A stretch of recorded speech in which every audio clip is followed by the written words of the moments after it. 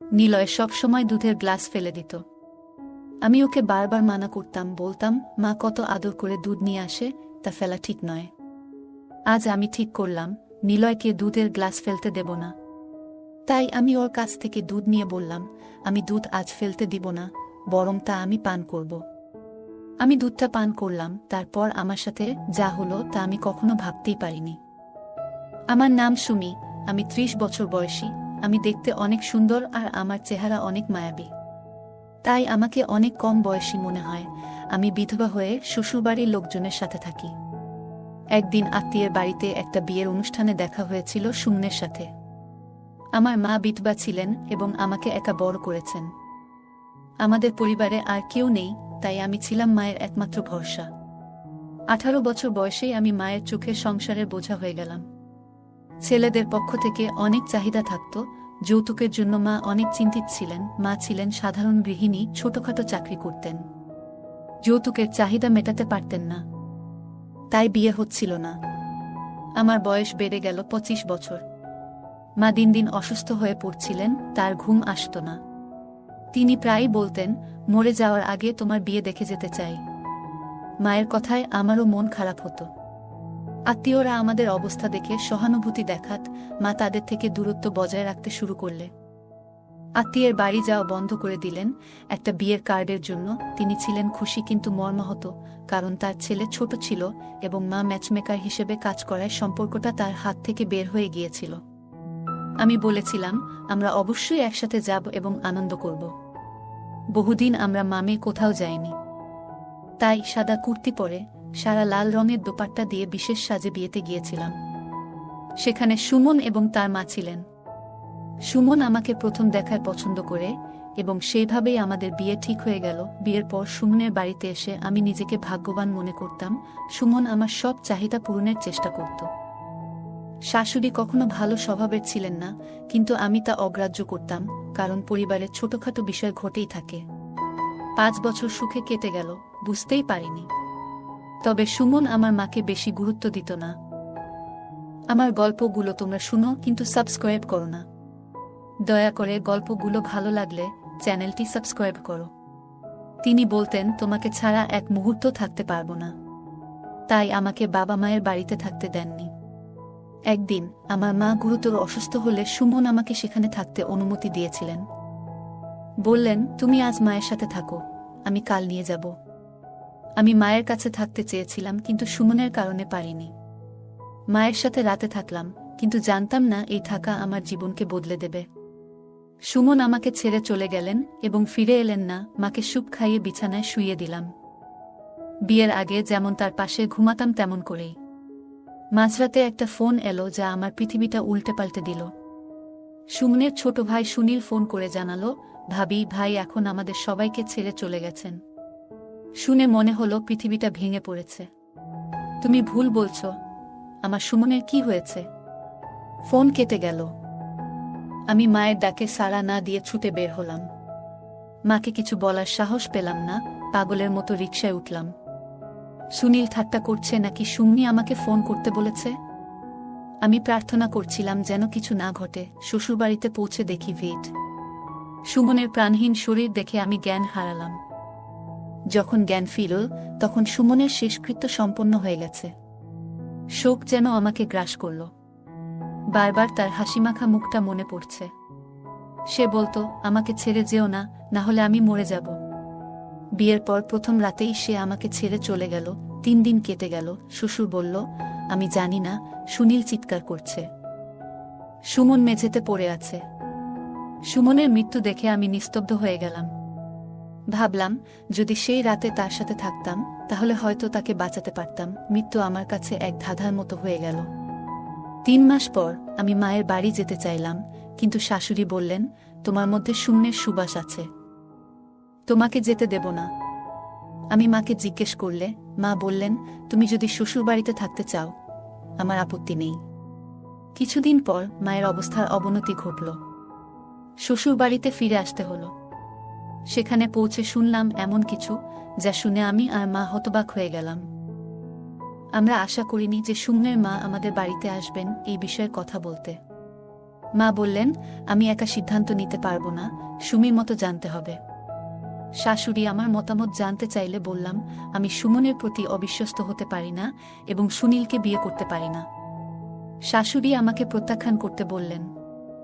আমি সুমনের বউ হয়ে সেই বাড়িতে গিয়েছিলাম, এখন সুনীলের বউ হয়ে যাওয়া মেনে নেওয়া কঠিন। বিছানায় শুয়ে সুনীল ফোন করে বলল, আম্মুর অবস্থা খুব খারাপ, তুমি একবার আসলে হয়তো তিনি ঠিক হয়ে যাবেন। রোহিতকে বললাম, আমি বিয়ে করতে চাই না। আমি একবার বিয়ে করেছি, আর বিয়ে করব না। সারা জীবন একা কাটাতে চাই। সুনীল বলল, আমি নিজেও তোমাকে বিয়ে করতে চাই না, তুমি আমার জন্য সম্মানের জায়গায় আছো, আমি তোমার দেবর, বিয়ে করা সম্ভব নয়। সুমনের মা রাজি হচ্ছিলেন না। তিনি বললেন, তুমি যদি সুনীলকে বিয়ে করো তাহলে আমি শান্তিতে মরতে পারব। তুমি আমার একমাত্র সন্তান, তোমাকে এই সাদা পোশাকে দেখে কষ্ট পাই। সুমন ছিল তোমার সাপোর্ট, এখন তাকে ভুলে জীবন এগিয়ে নাও, যাতে আমিও সুখে মারা যেতে পারি। তার এই কথায় আমি বিরক্ত হলাম, রাগে চিৎকার করতে লাগলাম, তুমি আমাকে বারবার ইমোশনাল ব্ল্যাকমেইল করো, ঠিক আছে, আমি রাজি। বললাম মাকে, শাশুড়িকে বলে দাও, আমি সুনীলকে বিয়ে করতে রাজি। মা কাঁদতে লাগলেন। আমি তাকে জড়িয়ে ধরলাম। আমার মনেও শান্তি এলো, কারণ এভাবে সুমনের স্মৃতির সাথে জড়িত থাকতে পারব। যদি অন্য কোথাও বিয়ে করতাম, সুমনকে ভুলতে হতো। এখন সুনীলকে বিয়ে করে সেই বাড়িতেই থাকব যেখানে সুমনের সাথে এত স্মৃতি আছে। এই ভাবনা আমাকে সিদ্ধান্ত নিতে সাহায্য করল। আমার শাশুড়ি খুশিতে মিষ্টি নিয়ে এলেন এবং কিছু টাকা উপহার দিলেন। তিনি বললেন, একটি মহৎ কাজে দেরি করা উচিত নয়, তাই 3 দিনের মধ্যে বিয়ের প্রস্তুতি শুরু করলেন। আমি মাকে বলেছিলাম কোনো প্রস্তুতি না নিতে, কিন্তু মা নিজের মতো করে কিছু জিনিস কিনলেন। বিয়ের দিন এসে গেল। আমি সোনালী পোশাকে কোণে সাজে বসেছিলাম এবং ভাবছিলাম সুমন আমাকে দেখে কতটা খুশি হতো। কিন্তু এখন সুনীলের বউ হলাম, এখন এই বাড়িতে ফিরেছি। আমি জানি না সুনীল এই সম্পর্কের জন্য পুরোপুরি রাজি হয়েছে কিনা, কিন্তু তাকে শান্ত মনে হলো। সুনীলের সাথে আগে যেমন ফ্রি ছিলাম, এখন তেমনটা নেই। সম্পর্কটা বদলে গেছে, এখন তার ঘরে কেমন লাগছে বোঝাতে পারছি না। সুমনের ঘর ছেড়ে আজ সুনীল এর ঘরে ঢুকলাম। আমার মনে কোনো উত্তেজনা নেই, শুধু অদ্ভুত এক অনুভূতি। সুনীল ও কাছে এসে বসল। আমি বললাম, সুনীল, আমি এই সম্পর্ক মেনে নিতে চাই, কিন্তু সুমনকে ভুলতে পারছি না। সুনীল আমার হাত ধরল, কিন্তু আমি তাড়াতাড়ি ছেড়ে দিলাম। সে বলল, সুমি, তুমি এখন আমার স্ত্রী, দূরে থেকো না। তারপর সুনীল আরও কাছে এলো এবং বলল, তুমি বিছানায় ঘুমাও, আমার এতে কোনো আপত্তি নেই। আমি নিরুত্তর ছিলাম, জামাকাপড় পাল্টে শুয়ে পড়লাম, কিন্তু ঘুম আসেনি। সুমনের কথা বারবার মনে পড়ছিল। কতক্ষণ ধরে জেগে আছি জানি না। সকালে ঘুম ভাঙল, কিন্তু সুনীলের সাথে কথা হলো না। দিন কেটে গেল এভাবেই। একদিন আমার শাশুড়ি জিজ্ঞেস করলেন, বৌমা, সব ঠিক আছে তো? লজ্জায় মাথা নিচু করলাম। শাশুড়ি বললেন, চিন্তা করো না, সুনীল তোমাকে ভালোবাসবে। কিছুদিন পর সুনীলের অদ্ভুত আচরণ লক্ষ্য করলাম। সে রাতে ঘুমাতে চায় না, ঘুরে বেড়ায়। আমি শাশুড়িকে জানালাম। তিনি অবাক হয়ে বললেন, সুনীল এখনো তোমার কাছে আসেনি? আমি মাথা নিচু করলাম। শাশুড়ির মন খারাপ হলো, তিনি সুনীলকে ডেকে নিয়ে গেলেন। পরের রাতে শাশুড়ি এক গ্লাস দুধ দিলেন এবং বললেন, এটা সুনীলকে দাও, তার ভালোবাসা বাড়বে। আমি তা পাশে রেখে দিলাম। সুনীল আসার পর তাকে দুধ খেতে বললাম, কিন্তু সে পান করতে চায়নি। সকালে শাশুড়ি সুনীলকে জিজ্ঞেস করলেন, দুধ খেয়েছ? সুনীল রুক্ষভাবে বলল, না, খাইনি। আমি চুপ রইলাম। প্রতিদিন এমনই হতে লাগল। শাশুড়ি আমাকে দুধ দিতে বলতেন, কিন্তু সুনীল পান করত না। সুনীলকে দুধ খেতে বললে সে বাথরুমে ফেলে দেয়। আমি রাগ করতাম, কেন সে এমনটা করছে। প্রতিদিন দুধ অপচয় হচ্ছে, কিন্তু শাশুড়ি নিয়মিত দুধ রেখে যেতেন আর সুনীলও নিয়মিত ফেলে দিত। একদিন এই নিয়ে আমি সুনীলের সাথে ঝগড়া করলাম। বললাম, মা তোমাকে এত আদর করে দুধ দেয়, আর তুমি তা অপমান করো। সুনীল কয়েক মুহূর্ত চুপ থেকে বলল, স্বপ্নে কেউ আমাকে দুধ খেতে নিষেধ করেছে, তাই খাই না। আমি চুপ হয়ে গেলাম। বিয়ের পরেও আমাদের মধ্যে কোনো সম্পর্ক গড়ে ওঠেনি। আমরা অপরিচিতের মতো দূরে দূরে থাকতাম। আগে আমরা অনেক কথা বলতাম, কিন্তু এখন ভাই বোনের সম্পর্ক বদলে গেছে। এমনকি যখন আমি অসুস্থ ছিলাম, সুনীল এবং আমার শাশুড়ি আমার যত্ন নিতেন। সুস্থ হওয়ার পর আমি মায়ের সাথে সময় কাটাতে গেলাম। মা সবসময় আমাকে খেতে দিতেন, কিন্তু আমি কিছু খেতে চাইতাম না।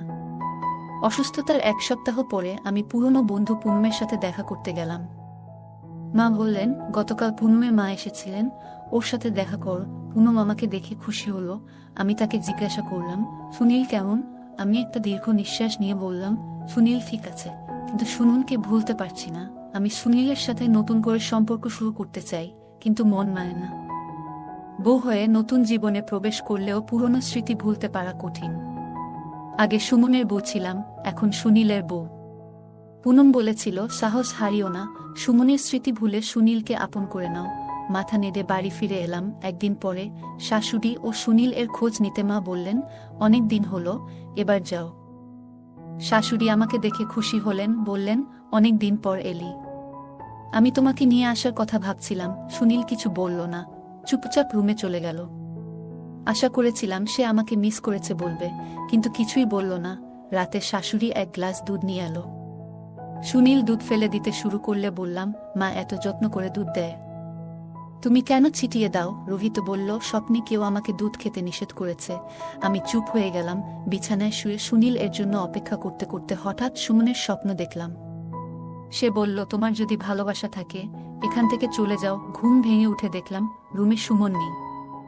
শাশুড়িকে বললাম, কিছু না, সব ঠিক আছে। মনে হচ্ছিল সুমন আমার কাছে এসে বলছে, এখান থেকে চলে যাও। সুমনের স্মৃতি ভুলতে পারছিলাম না। শাশুড়ি জিজ্ঞেস করলেন, তুমি ভালো আছো তো? আমি বললাম, হ্যাঁ, সব ঠিক আছে, কিন্তু মন থেকে সুমনকে ভুলতে পারলাম না। বুঝতে পারছিলাম না কেন সে আমাকে এভাবে বলেছিল। আমি অসহায় হয়ে কাঁদতে লাগলাম। সুমন বলেছিল ভালোবেসে জীবনকে নতুন করে সাজাতে। আমি হতাশ হয়ে সোফায় পড়ে গেলাম। শ্বাস নিতে কষ্ট হচ্ছিল। শাশুড়ি কাঁদতে লাগলেন। আমি বললাম, কি হয়েছে মা? কেন এভাবে কাঁদছো? শাশুড়ি বললেন, কিছু না সোনা, কিন্তু আমি জানতাম কিছু একটা আছে। কিছুক্ষণ পর শাশুড়ি বললেন, তুমি যখন প্রথম এলেই আমি ভাবলাম তুমি আমার ছেলের জন্য পারফেক্ট, কিন্তু সুনীল তোমায় দেখে কষ্ট পেয়েছে, কারণ সে মনে মনে তোমাকে চেয়েছিল। আমি অবাক হয়ে বললাম, কিন্তু কেন? শাশুড়ি বললেন, সুনীল প্রথম থেকেই তোমায় পছন্দ করত, কিন্তু আমি বুঝতে পারিনি। ওর জন্য এটা বড় ধাক্কা ছিল। আমি ভাবলাম, কিভাবে এমন হলো? শাশুড়ি বললেন, সুনীল এর চোখে তোমার প্রতি আকর্ষণ ছিল। ওর সাথে এই নিয়ে অনেকবার কথা বলেছি, কিন্তু ও মানতে চায়নি। সুনীল খুব রেগে গিয়েছিল এবং বলেছিল, তুমি সবসময় আমার থেকে সবকিছু কেড়ে নাও। এবারও তাই করেছ। সে খুব কষ্ট পেয়েছিল এবং তার ভালোবাসাকে মনের গভীরে চেপে রেখেছিল। আমার মনে পড়ল, একদিন সুনীলের সাথে সুমনের ঝগড়া হয়েছিল। শাশুড়ি বলল, রোহিত তোমাকে ভালোবাসত, কিন্তু সুমনের জন্য সে কিছুই করতে পারেনি। এখন তোমার কাছে সবকিছু খুলে বললাম। সুনীল তোমার সম্পর্কে ভুল অভিযোগ করেছিল, তাই প্রথমবারের মতো তুমি রাগে ওর উপর হাত তুলেছিলে। কিন্তু যখন সুমন সুনীলকে আঘাত করেছিল, সুনীল প্রতিশোধে উন্মত্ত হয়ে বড় ভাইয়ের দিকে তেড়ে যায়। আমি ওদের থামানোর চেষ্টা করেছিলাম, কিন্তু কোনো কাজ হয়নি। সুনীলের হাত থেকে সুমন মারা গেল। আমি তখন গর্ভবতী ছিলাম এবং আর কোনো সন্তান হারাতে চাইনি, তাই সবাইকে বললাম সুমন ঘুমের মধ্যে হার্ট অ্যাটাকে মারা গেছে। সুনীলের জন্য। সুমনের মৃত্যু ছিল এক কঠিন অভিজ্ঞতা। কিছুদিন পর আমি তোমাদের বিয়ের ব্যবস্থা করেছিলাম, যদিও সুনীল তখনও সুমনের মৃত্যুর কারণে মানসিকভাবে বিপর্যস্ত ছিল। বিয়ের প্রথম রাতেই সুনীল তোমার কাছে এসে সুমনের মুখ দেখতে পেয়েছিল। ভয়ে সে তোমার কাছ থেকে দূরে চলে যায়। আমি জানতাম সুনীল এর মধ্যে গভীর দুঃখ ও অপরাধবোধ ছিল, তাই আমি চেয়েছিলাম তোমাদের সম্পর্ক স্বাভাবিক করতে। আমি চেয়েছিলাম সুনীল যেন শান্তিতে থাকতে পারে, তাই তাকে দুধে কিছু মিশিয়ে দিতাম যাতে সে তা পান করে চেতনা হারায় এবং সবকিছু ভুলে যায়। কিন্তু সুনীল সেই দুধ খেত না, কারণ তার মনে সুমনের প্রতি অপরাধবোধ ছিল। সুনীল বুঝতে পারছিল সুমনের আত্মা যেন তাকে তাড়া করছে, তাই সে আর তোমার কাছে আসতে সাহস করত না। সে যখন সুমনকে সামনে দেখে, সুনীল ভয়ে পালিয়ে যায় এবং বারবার ক্ষমা চায়। আমি কিভাবে ক্ষমা করব যে আমার ছেলেকে আমার কাছ থেকে ছিনিয়ে নিয়েছে, আমার ঘর ধ্বংস করেছে, শুধুমাত্র একজন নারী পাওয়ার জন্য? সুনীল যদি আগে বুঝত, পরিস্থিতি অন্যরকম হতো। কিন্তু এখন অনুতপ্ত হয়ে আমি তাকে বুঝিয়েছি যে তাকে সুমির সাথে থাকতে হবে। তাকে সম্মান ও ভালোবাসা দেওয়ার চেষ্টা করুক, সে তার স্ত্রী। কিন্তু সে বলে সুমন সামনে এসে দাঁড়ালে সে দূরে সরে যায়। আমি তোমাকে এসব বলতে চাইনি, কিন্তু আজ বলতেই হলো। কারণ তোমার জানার অধিকার আছে। আমার মেয়ে, আমাকে ক্ষমা করো। আমি অসহায় মা, আমার আর এক ছেলেকে হারাতে চাই না, লোকেদের কাছে মিথ্যে বলেছি। শাশুড়ি হাত জোর করে বলেছিল, কিন্তু আমার পিঠে যেন পাহাড় ভেঙে পড়ল। রুমে গিয়ে শুয়ে পড়লাম। সুনীল এর আচরণ মনে পড়ছিল। আমি ব্যাগে জামাকাপড় রাখতে গিয়ে নিঃশ্বাস বন্ধ হয়ে গেল। সিদ্ধান্ত নিলাম আর আসব না। মাকে বলিনি, কারণ চাইনি মাও কষ্ট পাক। সুনীল বারবার মাফ চাচ্ছিল, কিন্তু সম্পর্ক রাখতে চাইনি। মা কিছু জানত না। প্রতিদিন সুমনের কাছে ক্ষমা চাই, বলি সে তোমার খুনি ছিল না। সুমন হাসে, আমি তৃপ্তি পাই। আস্তে আস্তে সবকিছু স্বাভাবিক হয়। সুনীল আগের থেকে এখন অনেক পরিবর্তন হয়, আর আমার শাশুড়ির কথা চিন্তা করে এখন আমি সুনীল এর সাথে সংসার শুরু করি। কারণ এখন আর কিছু করার নাই। কারণ যা হবার তা তো হয়ে গেছে। চাইলেও তো তা ফিরে পাবো না। গল্পটা কেমন লাগলো জানাতে ভুলবে না। আরও মজার মজার রোমান্টিক গল্প শুনতে চাইলে ভিডিওটি লাইক, শেয়ার এবং চ্যানেলটি সাবস্ক্রাইব করতে ভুলবে না। ধন্যবাদ।